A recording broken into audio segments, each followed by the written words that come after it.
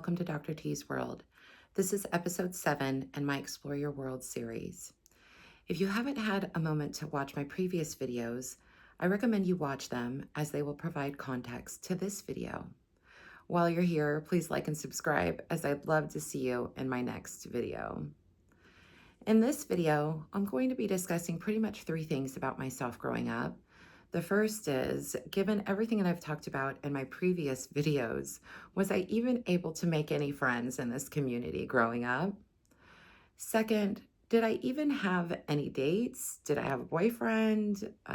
What was it like for me when it came to going to school dances?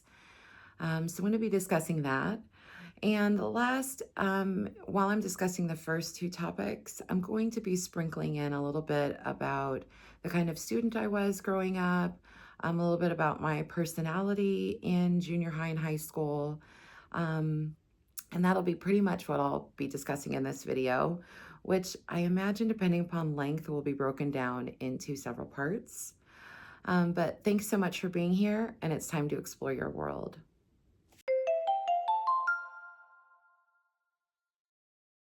So did I even have any friends growing up in this community?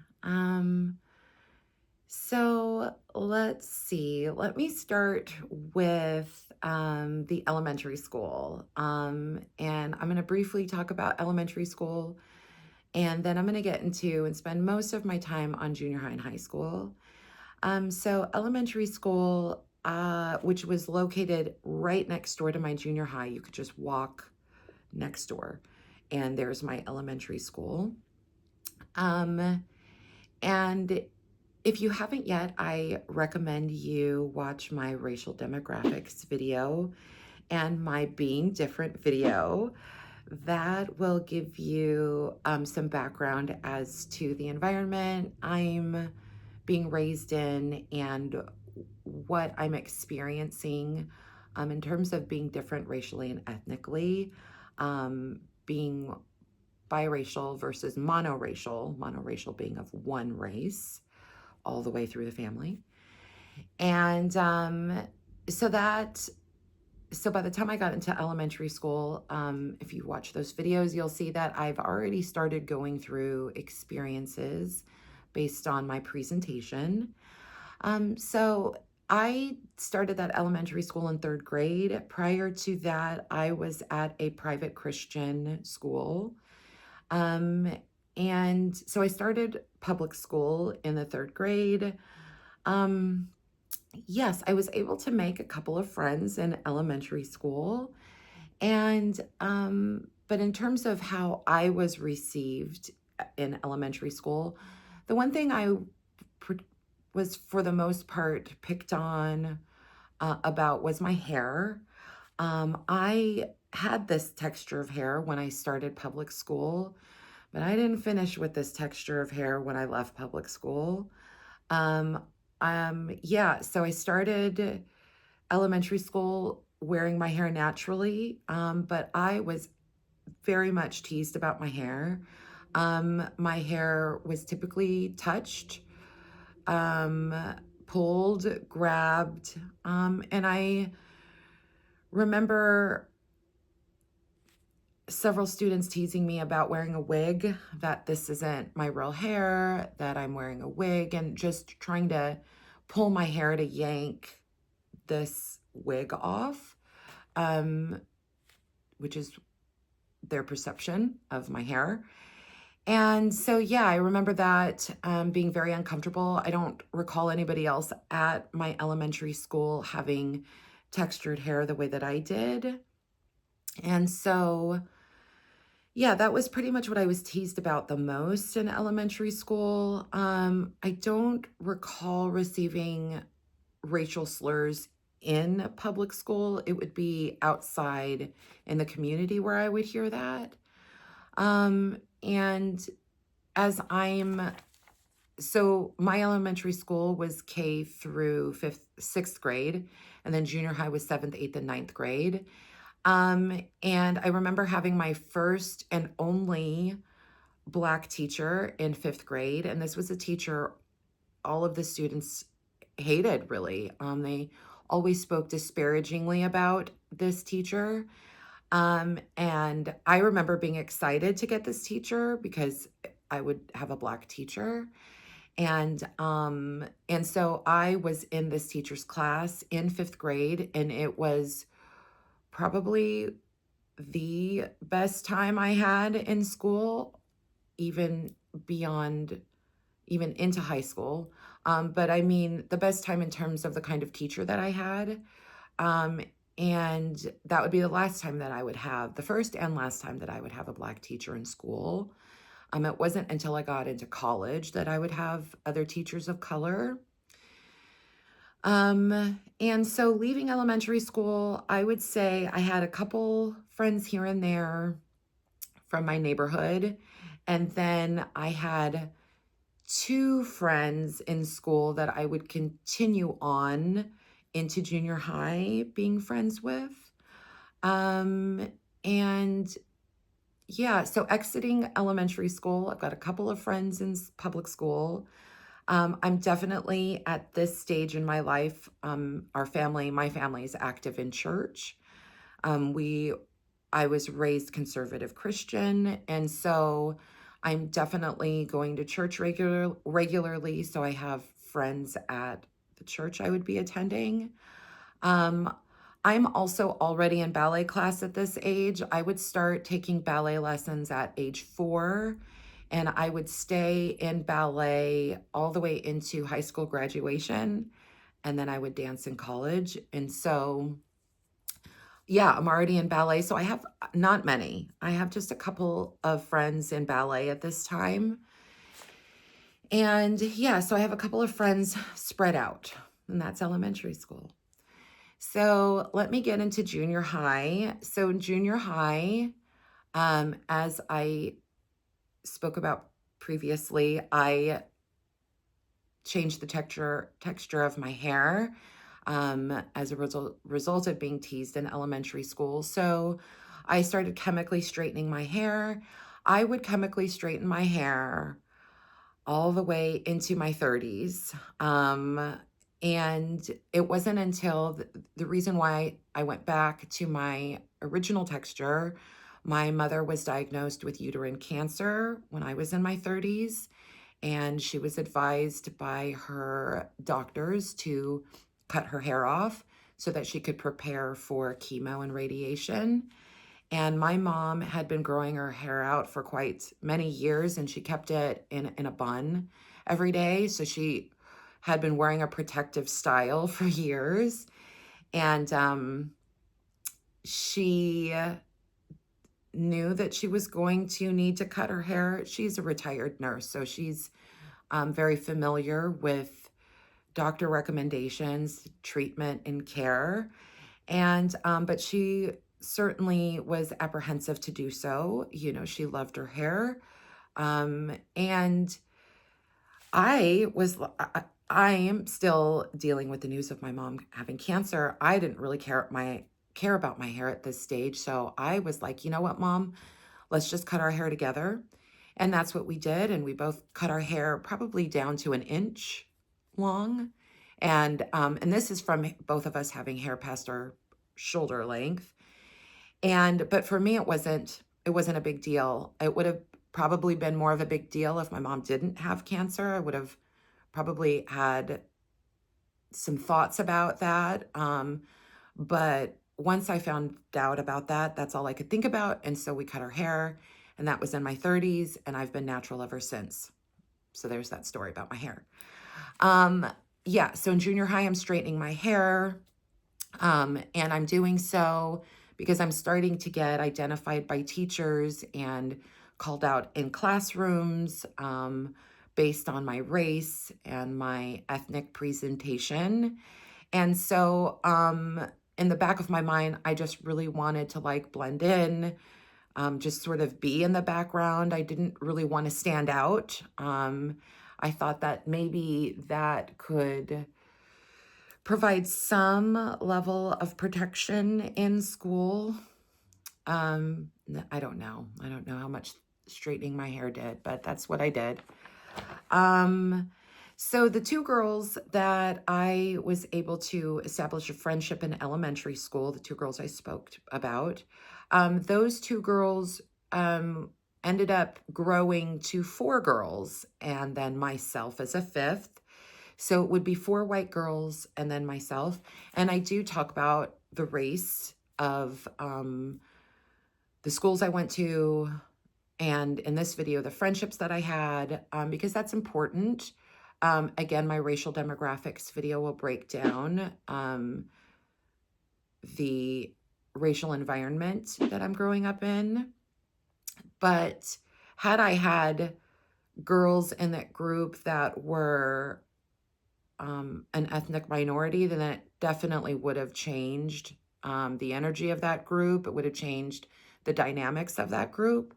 But with four white girls and myself, that gives you an idea that I am certainly, even within this friend group, the minority of the group. And so, yeah, I'm sort of moving along in junior high, trying to acclimate and adjust to this school setting.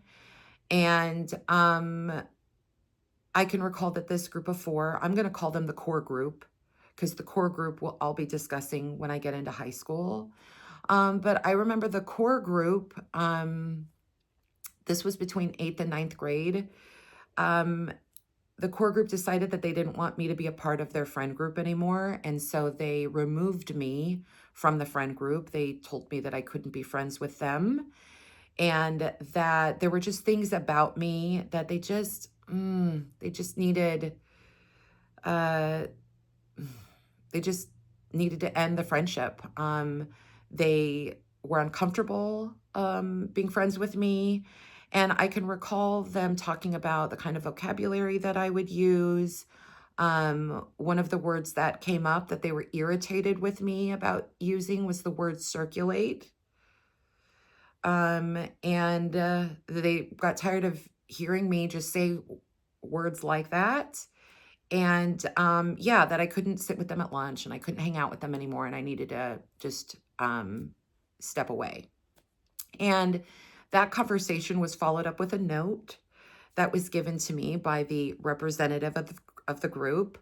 And yeah, the note pretty much just echoed that they just no longer want to be friends with me and I'm just too much. I'm just too much.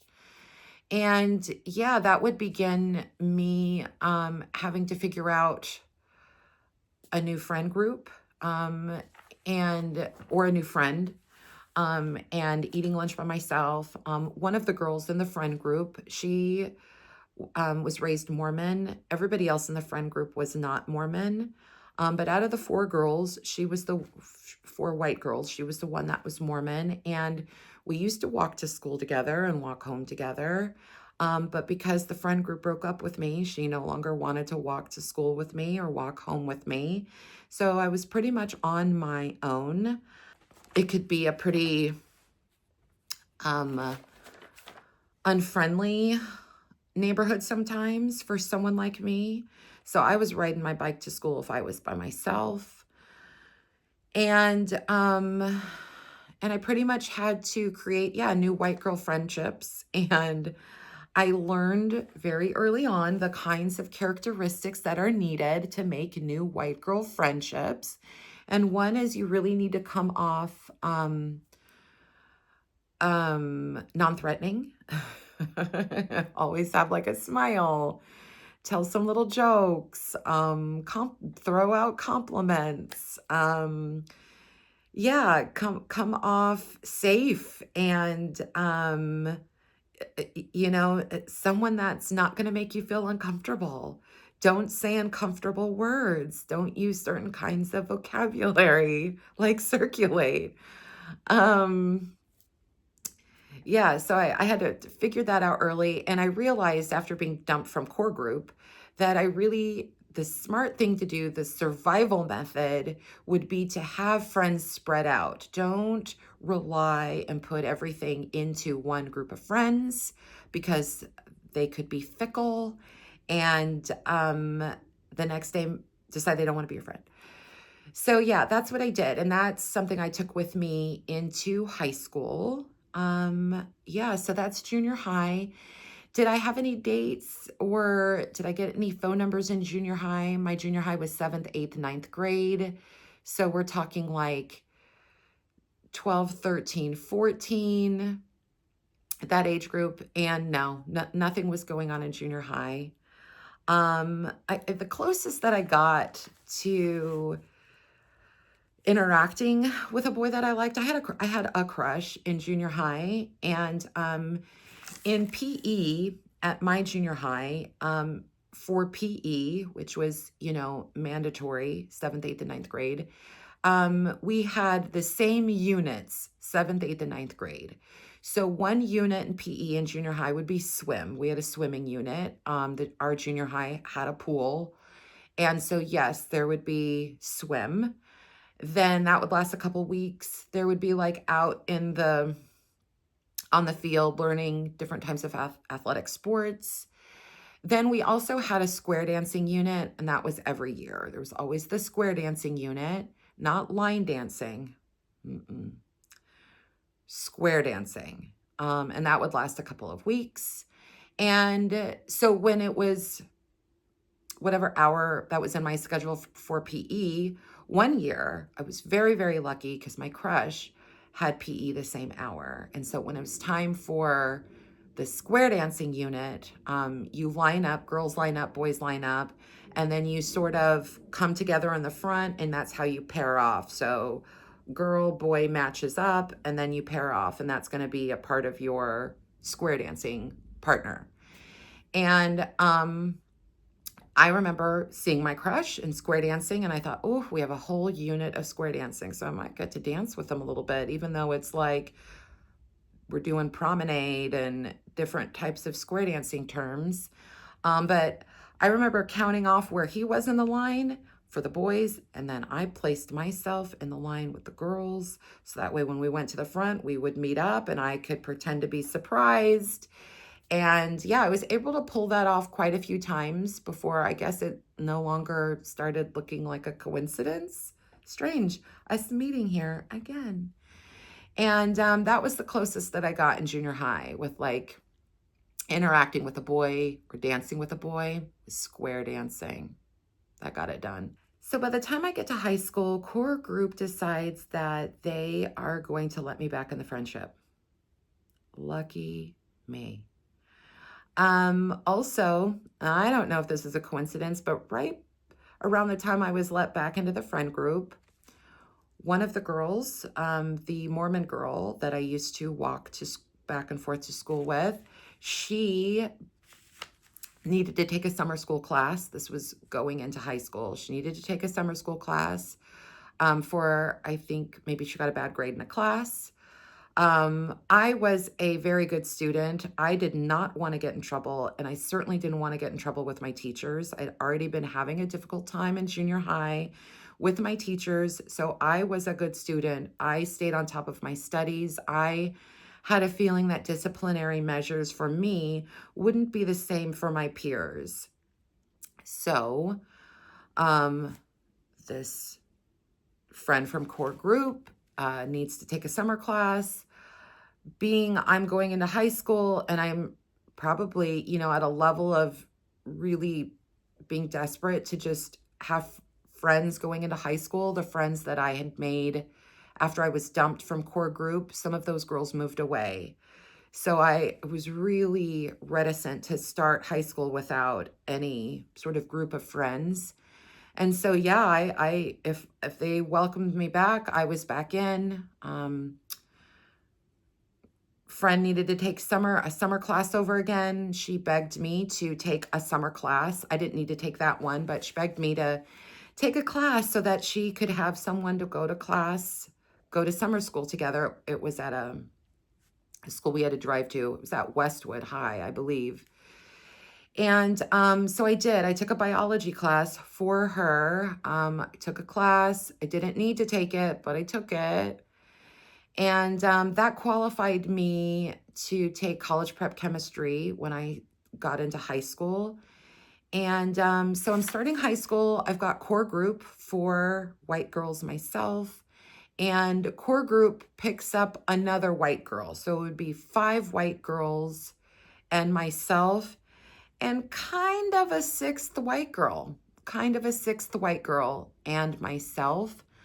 And so, yeah, and now it's time for me to try to make some other friends in high school in case this 6 white girl core group decides to drop me again. And so I was fortunate enough. I made a really good friend in my college prep chemistry class, and her name is Megan. And I found that I was going to be struggling in this class academically, and Megan was right there to help me and to help me study, to study with me. And so and Megan was not Mormon.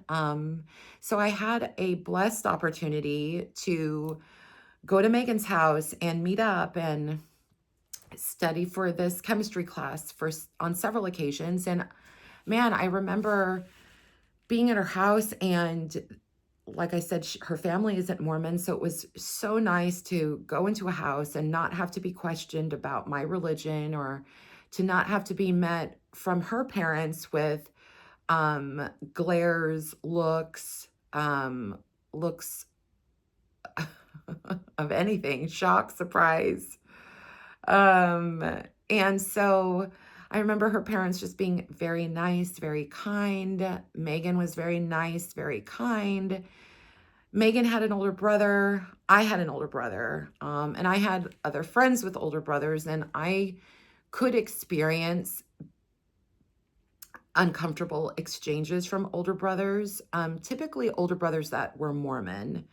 But with Megan's older brother, oh my gosh, he was fine, nice, kind, all of the things that her family was as well. And I enjoyed going over to her house and seeing her. I enjoyed her family. The brief times I got to interact with them when we weren't studying. Megan, I always thought was very cool. She liked different genres of music.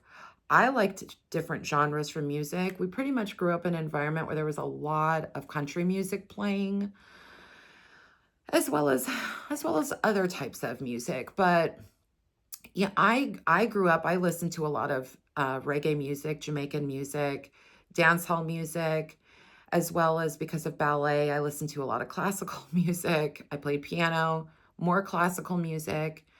I listened to Jimi Hendrix. So I could find myself listening to a lot of musicians that have passed away. But Megan also listened to a lot of different kinds of music. That was hard to find. Core group didn't listen to Black artists. Core group listened to white artists. And they definitely didn't listen to reggae. And if they didn't listen to reggae, they definitely didn't listen to dancehall. So yeah, there are a lot of things about my culture that I really couldn't share with a lot of people, especially core group. But yeah, meeting Megan was a godsend. It was just great to have somebody that didn't judge me based on my skin color. And so it was nice to find people like that at my high school. They were few and far between, but they certainly helped me manage and get through high school. Okay, what else? Anything else going on in 10th grade? Yeah, 10th grade, I saw our high school had a dance team. I had been dancing, by the time I'm in high school, I'd been dancing, a ballet dancer for over 10 years. So I was a very experienced ballet dancer, but I also took ballet, jazz, a little bit of tap, modern, contemporary, lyrical. So yeah, I was busy, and I decided that the next year, 11th grade, I would try out for dance company and be on the dance team. And our high school, which was at the time I attended, which was the early 90s, Our high school was a 5A high school. That was back in the 90s. And we had, during that time, over 3,000 students at my high school. The year that I graduated, we had 3,235 students, to be specific. And my high school was over 92% white and less than 1% Black. So, yeah, so 10th grade, I have set some goals for myself for 11th grade, just wanting to be a part of the school and whatever dance programs they had. We had a very, very competitive spirit line at my high school. This is a spirit line that competed every year in state and at the state level and at the national level. And both JV and varsity squads were very, very talented. And I noticed the talent immediately. When you go to assemblies, the football games, things like that, and then the cheer and pommies come out. I mean, it's just, I was very much really blown away by the talent of the team.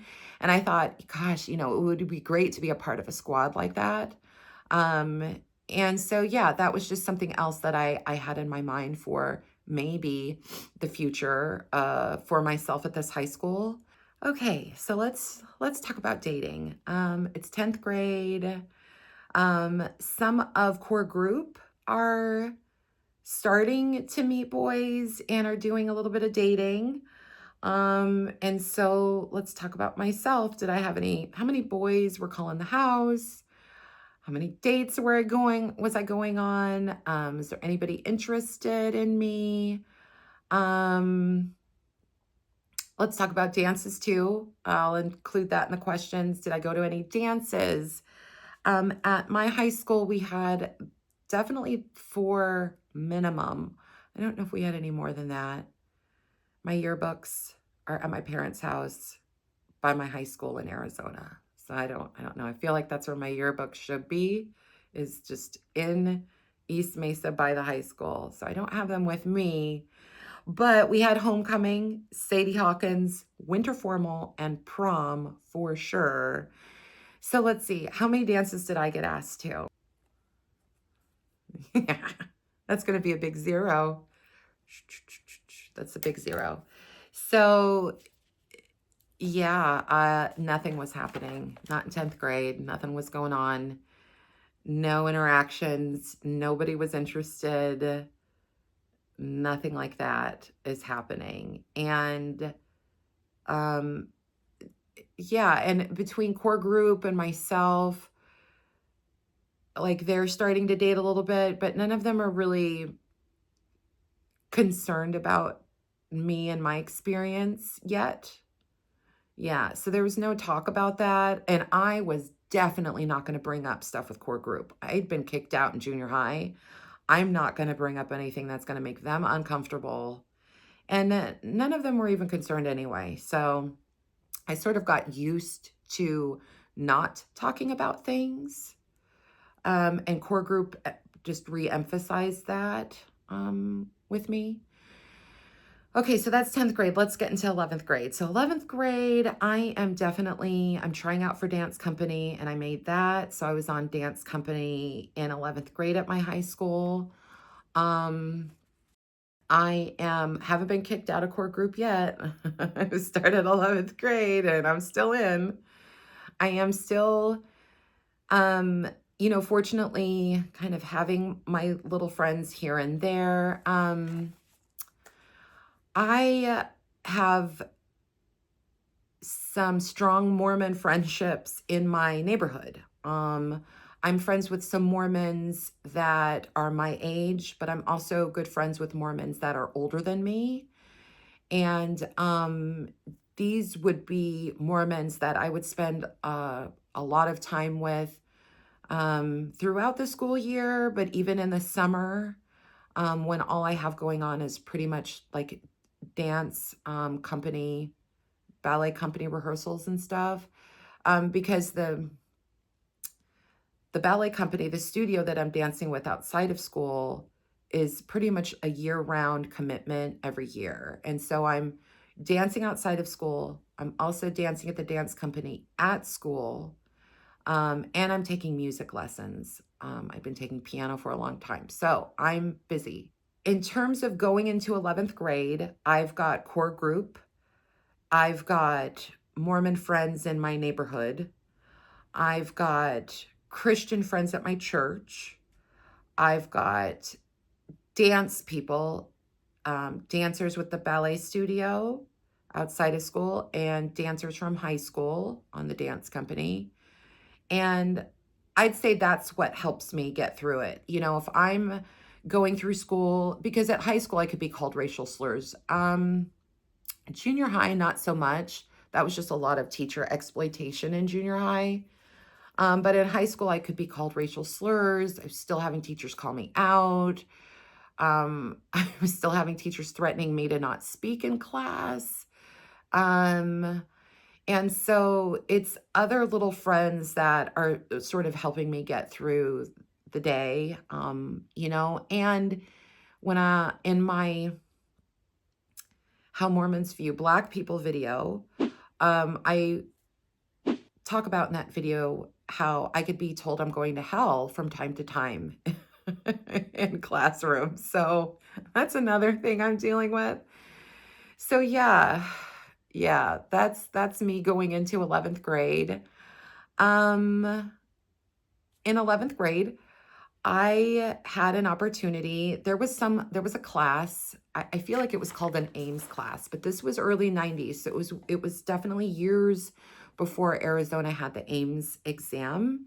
And there was this Ames class, as I said, before the Ames test existed. But this Ames class was sort of for groups of students that were identified to be in this class, and you could use the time. It wasn't a study hall, but it was kind of like a study hall.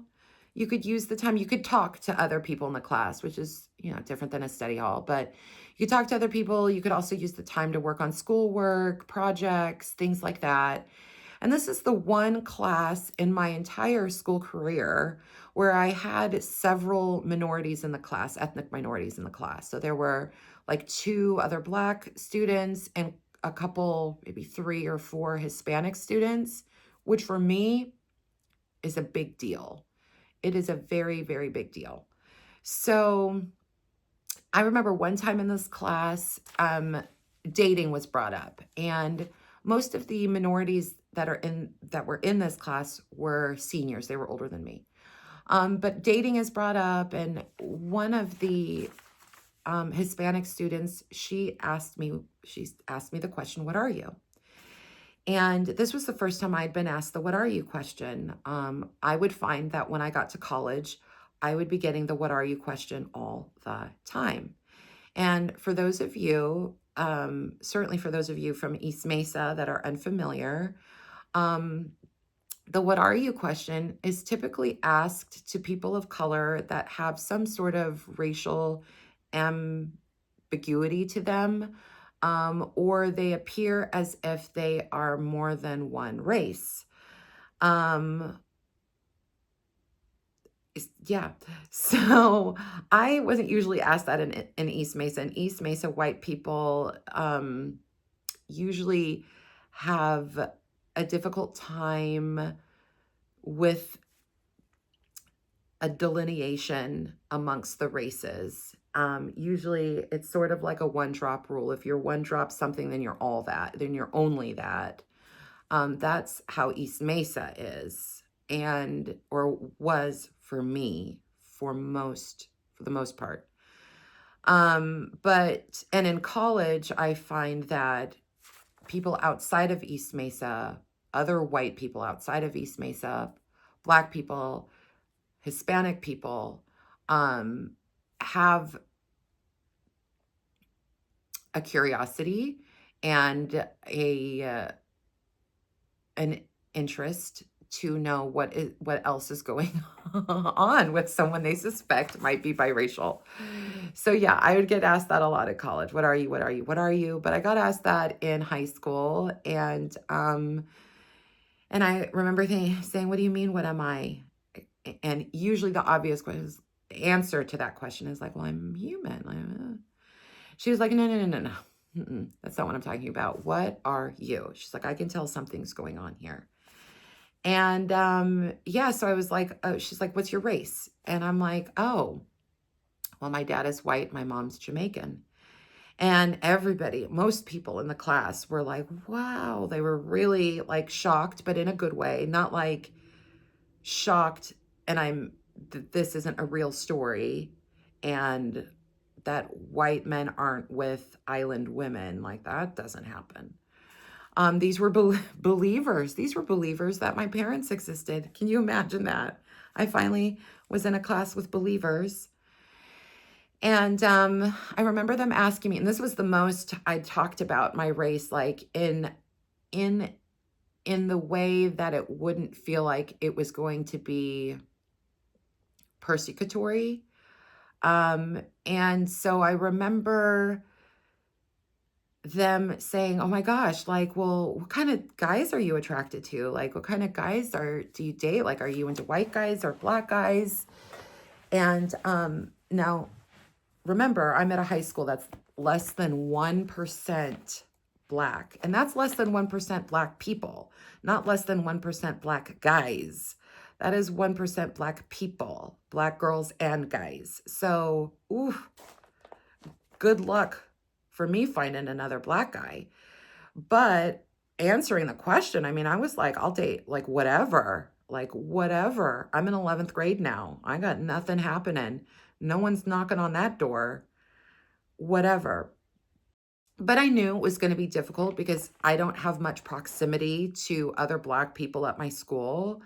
I remember having that conversation and just like enjoying the fact that I could talk about or answer questions like that without being met with some sort of issue or a problem, that kind of thing, or being made to feel uncomfortable. So yeah.